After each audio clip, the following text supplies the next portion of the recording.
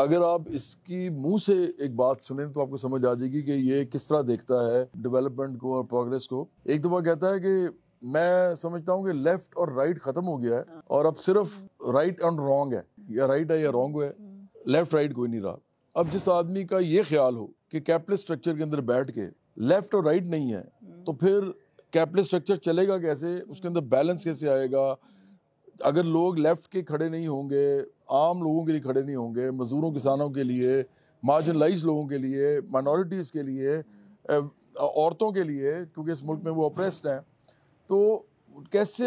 آپ کی ملک کی اکانومی جو ہے ان کو بھی کچھ دے گی؟ تو میں سمجھتا ہوں کہ اس کا جو آپ ویژن کی بات کرتے ہیں, اس کی بیسک انڈرسٹینڈنگ ہی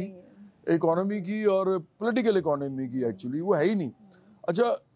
ایک اور بات بڑی امپورٹنٹ ہے کہ ابھی آپ نے کہا کہ انڈسٹریلائزیشن اور لینڈ ریفارمز. میں تو سمجھتا ہوں پاکستان کے 3 سب سے بڑے مسئلے جو ہیں نا اس وقت, وہ لینڈ ریفارمز تو ہے, اربن اور رورل دونوں. یہ ہمیں بتانا پڑے گا کہ رورل تو ہے ہی لیکن اربن بھی ہے, کیونکہ جو کچھ اس ملک میں ہو رہا ہے, اب یہ دیکھیں نا, اب یہ راوی پروجیکٹ جو ہے, اب اس کا پورا نام کیا ہے, اس کو کیا کہتے ہیں, روڈا والا جو پروجیکٹ ہے. اسی طرح مطلب اس ملک میں ہاؤسنگ سوسائٹیز بنی جا رہی ہیں, اور وہ جو آپ کا لینڈ ہے جہاں پہ ہو سکتی ہے ایگریکلچر, اور وہ لینڈ جو کہ چھوٹے چھوٹے آپ لوگوں کو دے سکتے ہیں ہاؤسنگ پروجیکٹس, اس کے اندر بڑے بڑے لیوش قسم کے ہاؤسنگ پروجیکٹس بن رہے ہیں, اور وہ صرف پیسہ کمانے کے لیے ہوتے ہیں. لوگ عام طور پہ انویسٹ کر کے وہاں پہ ایکسپیٹریٹس آتے ہیں, یہاں کے لوگ آتے ہیں, وہ ایک ببل بنتا رہتا ہے, وہ پیسے انویسٹ کر کے ادھر ادھر بیٹھے رہتے ہیں اپنے گھروں میں, اور وہ زمینوں کے پہ ان کے قبضے ہیں. تو ایک تو لینڈ ریفارمز بڑے ضروری ہیں, لیکن انڈسٹریلائزیشن کی جب ہم بات کرتے ہیں تو ہمیں بتانا پڑے گا لوگوں کو کہ انڈسٹریلائزیشن پاکستان کے اندر جو ہے, کیا وہ امیر لوگ کر سکتے ہیں, کیا ہمارے کیپٹلسٹ کر سکتے ہیں؟ وہ اصل میں ریاست کو خود اس کا ذمہ لینا پڑے گا.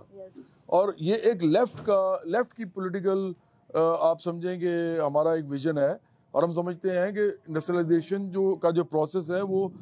ریاست سے ڈرائیو ہوگا, وہ اسٹیٹ ڈریون ہوگا, اور یہ سب سے بڑا ہمارا فرق ہے عمران خان سے. اور تیسری چیز جو ہے, جس میں امیجیٹ انٹرونشن چاہیے پاکستان کی گورنمنٹ کی اور اسٹیٹ کی, وہ ہے انرجی کرائسس. یہ جو آپ کے پاور پلانٹس ہیں اور پھر آپ کے جو آلٹرنیٹ سورسز آف انرجی ہیں, یہ ایک پورا ایک نیشنل ایجنڈا ہونا چاہیے, اور اس کے اوپر آپ کو بیٹھ کے دیکھنا ہے کہ کیا یہ جو پاور پلانٹس ہیں یہ جو لوگ چلا رہے ہیں اور کھربوں روپیہ بنا چکے ہیں, کیا یہ انہی کو چلانے دینا چاہیے یا اب ریاست کو اس کو چلانا چاہیے؟ اور یہ بھی ایک بہت بڑا سوال ہے, جو کہ جس کا حل صرف لیفٹ کے پاس ہے یا برابری پارٹی کے پاس ہے, لیکن ان کے پاس نہیں ہے.